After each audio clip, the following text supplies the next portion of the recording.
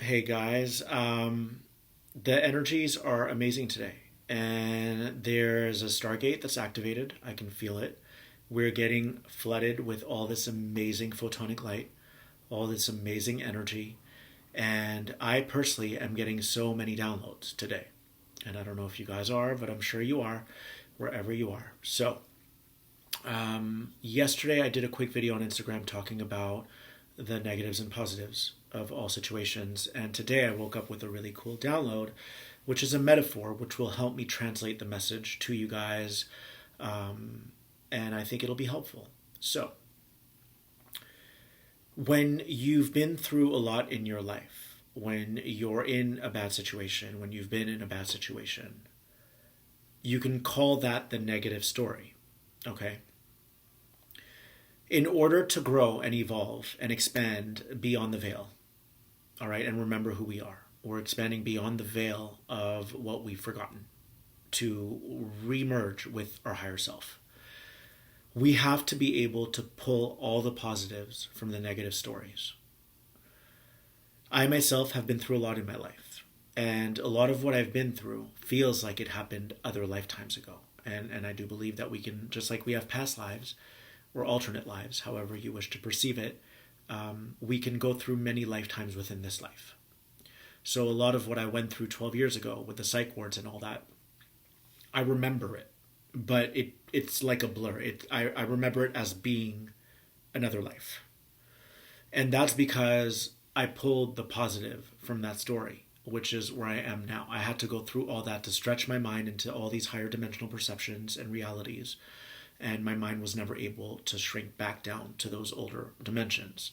So I took all the positives from it. I attribute a lot of my Kundalini awakening to it, and so on and so on. So in life, we have to pull the positives from the negatives. I've been in abusive relationships. I've had compulsive disorders, all of this. But usually, the negative is just a perception. It's a contract that we are a part of, and because our soul is needing to learn something, our soul is needing sometimes to learn how to say no. Our soul sometimes needs to learn how to become independent. So we may have to depend on people to provide for us financially. And it turns into a negative story because you're needing from them, and then they're complaining that you're needing them, and it becomes a very conditional relationship. If you look at abusive relationships, okay, I don't have an abuser in my life because I say no to those relationships because I've been in them before. If you're in an abusive relationship, it may mean that you're not able to provide for yourself financially, so you put up with abuse because you're still needing something from that situation. And that's just one of a myriad of examples of situations that we entrench ourselves in, to, and it's all of a divine matter. Okay, it's all happens in a beautiful, non-accidental way, so that we can extract from that particular scenario or situation, we can extract the positive from that situation. If you had a bully when you were young, no one deserves to be bullied, right? But it happened. You have to trust that that was meant to happen, that God, source, universe placed you there, in order for you to eventually stand up for yourself because you saw that turning the other cheek wasn't working in your benefit. And it just kept happening, and it kept that cycle going on. It's like a wheel that keeps spinning and spinning and spinning and spinning, and it's like doing the same episode of the same season every day. And eventually we want to get to the next episode. The only way that we can get to the next episode of the season is if we learn the lesson. And sometimes, it's to stand up for yourself. Someone bullies you, you stand up, you say no more. Are you sure you want to go there? Blah, blah, blah. And you stand up for yourself. And then they usually go away. Okay? So the lesson that you would take from that is I don't let people drive all over me like a speed bump. I'm not a speed bump. And I will not let people run all over me like I am one. And in that moment, you recall your power. And whenever we recall our power, it's an instantaneous remembrance of the divine selves that we are. Your soul, your spirit, your higher self is already omniscient. It's all-knowing. And so you have an innate understanding of how this universe works, and it's just a matter of reconnecting back up and in. to remember the truth of who we are. If you're listening to this video and you're like, oh my God, yeah, this is so cool. All I'm doing is activating something that's already inside of you. I'm igniting the divine spark. Okay? And it's already yours. I'm just here as a vessel to help you remember what your soul already knows. So, your soul is remembering. And the thing is, it's kind of pre-programmed or pre-formatted this reality to put you in certain situations that are like a roadmap to help you remember who you are. They're a roadmap.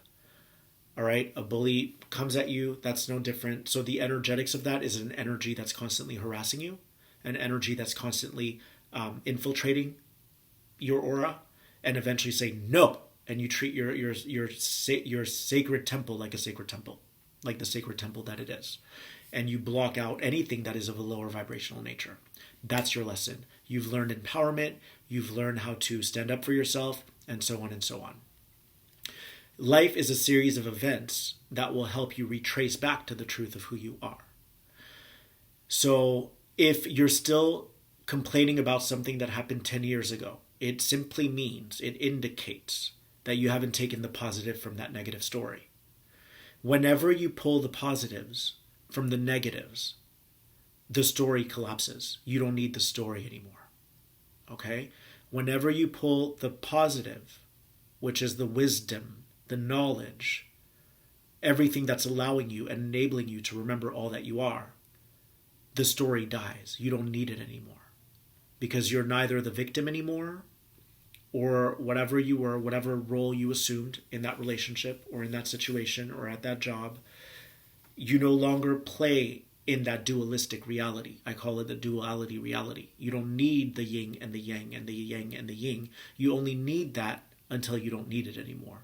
You only need that until you extract the lesson. And once you extract the lesson, you neutralize the positives and negatives. You don't need the story. So what happens is when you take the positive, and look, we all get triggered. We all get upset. We all get angry with people.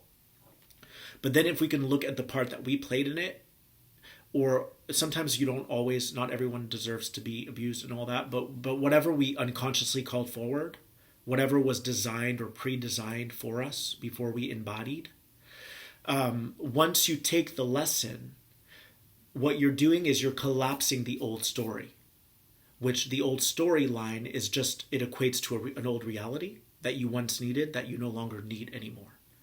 And then you can dispose of it. So all stories are disposable. And eventually they just become how can I explain it? They just become like a slight memory, like a blur. And you're like, yeah, I remember that, but I don't really. And that's how I feel about it. Now, the vision I got this morning, which was really neat, and I don't know why the game Zelda came back to mind. So when I was young, I used to play Nintendo. I'm sure some of you did as well. I don't know if Zelda was Nintendo or Sega. I don't know. I think it was Nintendo. But in these video games, you have to beat a monster. Okay, so you have to tackle your fear, metaphorically. You have to beat the monster because that's a test. It's an offering from God, from the universe, from your higher self, to help you remember who you are, to help you come back to your true self, to help you come back to your higher self aspect. So you beat the monster, and if you do, then you are given a magical weapon. That magical weapon is representative of the wisdom and the power that you hold within you so that you can get to the next level and you can use that weapon when needed. Now, once you beat that monster, you don't have to beat him again. That's why if you turn the game off, you resume from where you left off. Okay? Because every situation that you're in is meant to be there. It was always intended for you. But the victim or the human aspect will say, oh, no, but that wasn't fair. I don't know. I shouldn't have lost my daughter. God hates me, right? And I know that's like a sensitive topic, but we have to look at everything as a soul contract, including if someone loses their child. That's not easy. I'm not saying that's easy at all. It's an intense grieving process. I haven't been through it personally, but I tend to tune into every frequency and study them. But I see the overall picture. The overall picture is that soul, you guys probably had a contract. It had to go. Okay? The child had to go, and then there were things within your body, grief, okay, that needed to be cleared, that needed to be cleansed out, letting go of the separation, because there is no separation. There's only separation from the human aspect, from the perception of a human, of that third dimensional mindset. Okay, the third dimensional point of view cannot see outside the realm of what it knows. It cannot. It cannot see into the 5D. It cannot see into the 6th, 7th, 8th, 9th, into multidimensionality. So it will say, oh my God, my daughter left me, blah, blah, blah. But the thing is, whether that child was meant to leave because that was the soul contract, it was like a 7-year contract or a 10-year contract, or whether it was an accident that happened, God will use it for your benefit. God will use it to advance your soul, depending on how you choose to respond to it all. So someone who loses a child might carry that their whole life. And the whole time the child is in the room, interdimensionally communicating with them, saying, yo, all is well. All is well. So our 5th dimensional aspects, which is not bound or tethered to time and space, will actually be like, we'll eventually come to terms with it, and we'll take the lesson and move forward. Same with abuse. Same with anything in life where you want to assume a role, okay, where you want to play the victim, where you want to do this, you're still not pulling the positives. Now, I'm not saying that that's going to happen overnight. This is just to kind of share and convey the message that I got. So you're this Zelda, okay? Or my friends, I have a lot of friends who are like geeks. They love playing Dungeons and Dragons, which is a board game. I've gone there a few times. I've attended their game night, and I'm like, not doing this. But I still asked what it was about, and you do gather these different tools, whether it be a sword or whether it be a magic ball or whatever. Every negative situation will equip you spiritually to continue to move forward on your path. But you need that weapon before you can move to the next level. You need that weapon before you enter the next phase of your life, the next season. Okay? So always, always, always remember to pull every positive from a negative. Because if you do that, then you don't need the story anymore. The story doesn't hold much relevance anymore.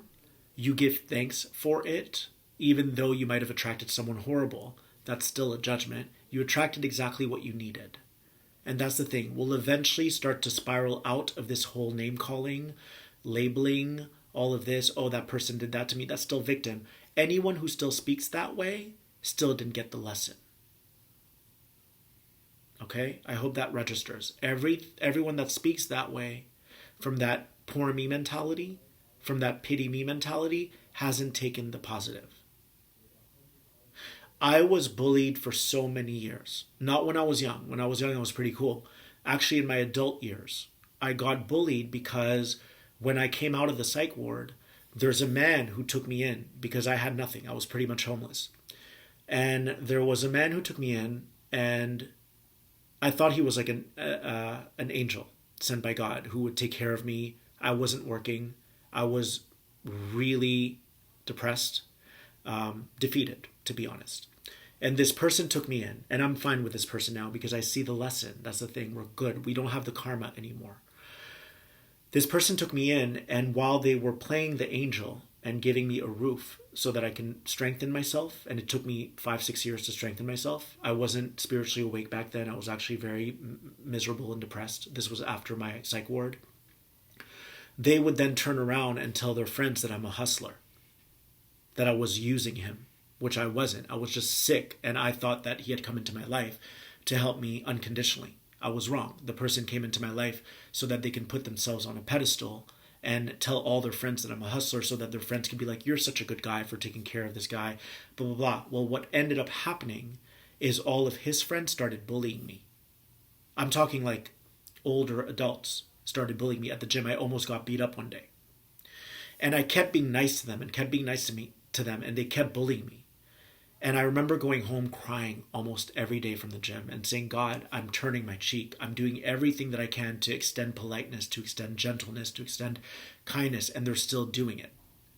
And then I heard the little voice say, Phil, this isn't about turning your other cheek.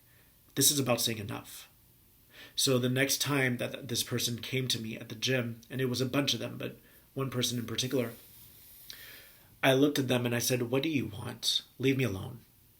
And in that moment, I could feel myself cutting the cord. All right. And it felt so freaking empowering. And I'll never forget it, because in that moment, I regained a part of myself that I had given away. I had given away a piece of my soul. And I tend to view the soul as a big puzzle. And we're all trying to kind of solve this puzzle and bring it all back in. And I'll never forget the feeling. It was like, whew, wow, I feel a little more like myself now. And I went home and I started laughing, cracking up. And I was like, wow, this is what empowerment feels like. Empowerment isn't going home and crying. And then what's interesting, and this goes a little deep, I didn't think I'd get into all this, but I tend to skip around sometimes. What's really deep is when I didn't need the story anymore, right? Where I saw my part in it, that I kept trying to be kind, which was my form of trying to get someone to like me. And I'm sure a lot of you guys can relate to that. I was trying to get people to like me when they were mean to me. And it was like, no, we're not here to be people pleasers. We're here to please our higher selves.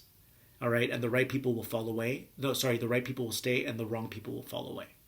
That's really good. I need to write that. So you please your higher self. You don't please people. And then the wrong people fall away and the right people stay. Or the right people stay and the wrong people fall away. What's interesting about how this whole thing transpired is all those people stopped going to my gym.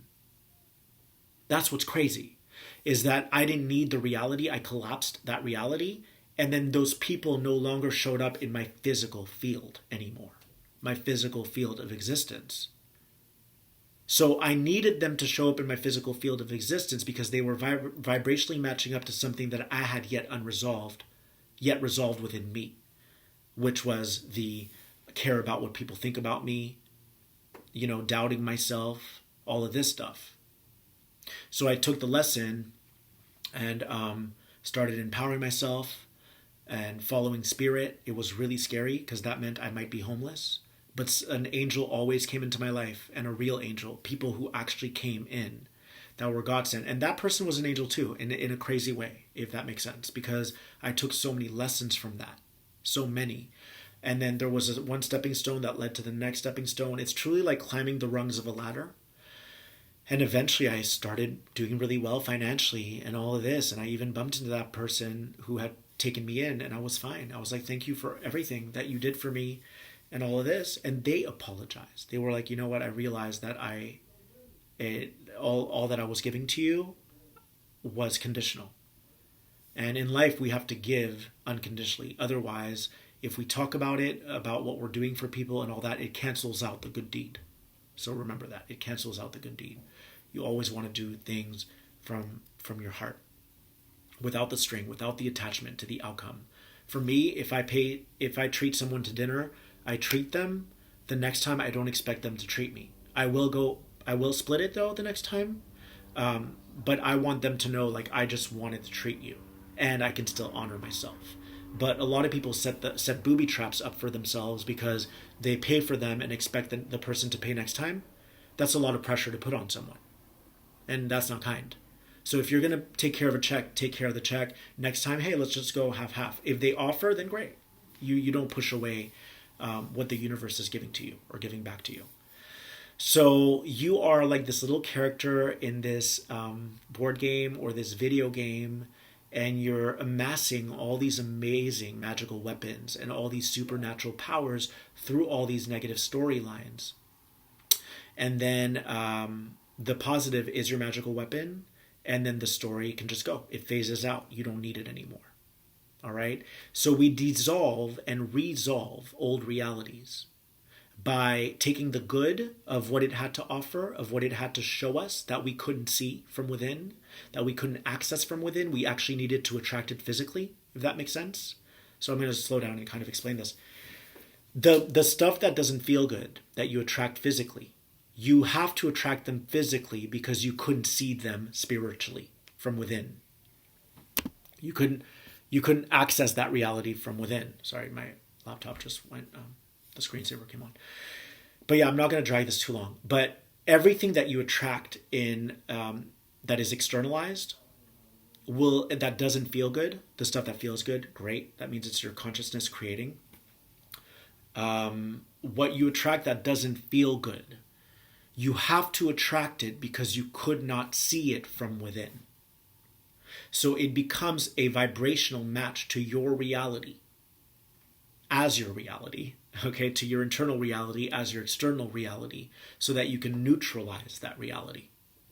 As long as we're judging, as long as we're pointing a finger, as long as we're playing the victim, as long as we're doing this, gossiping, complaining, moping, groaning, you name it, we're still in the duality reality. We want to get to the neutrality reality.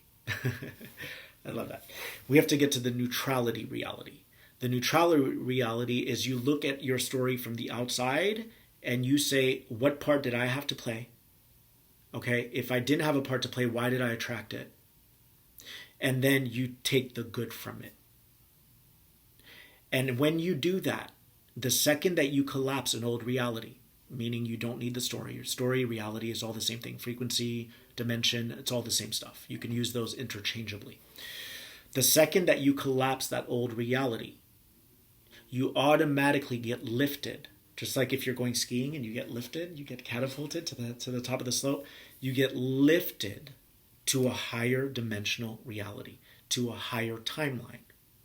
And everything from that previous timeline won't apply anymore because there's nothing left for you there.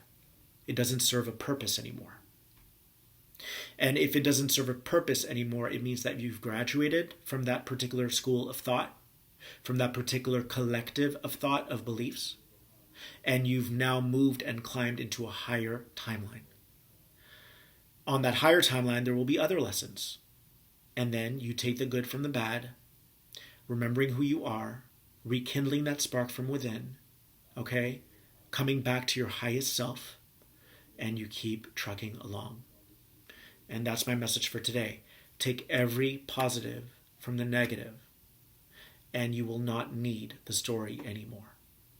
If you're still talking about the negatives, there's still stuff that you haven't fully uncovered about that story. And that's where you have to go back into your memory or back into your now, if you're experiencing it now, and be like, what am I still needing from this person that God can't provide for me? That source, universe, I don't care what word you use, it's all the same thing. What am I still needing from this person that God can't provide for me?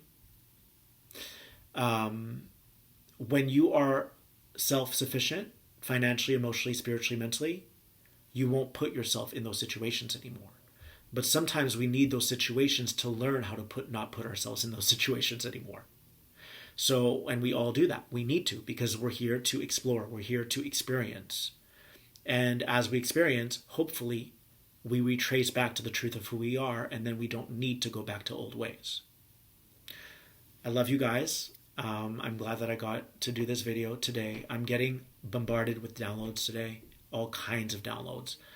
And so I was a little afraid that I wouldn't be able to communicate clearly, but I'm glad that I did. I'm glad that I was able to interpret, this quantum message, this vision that I got this morning, and linearize it for you so that it can be digestible.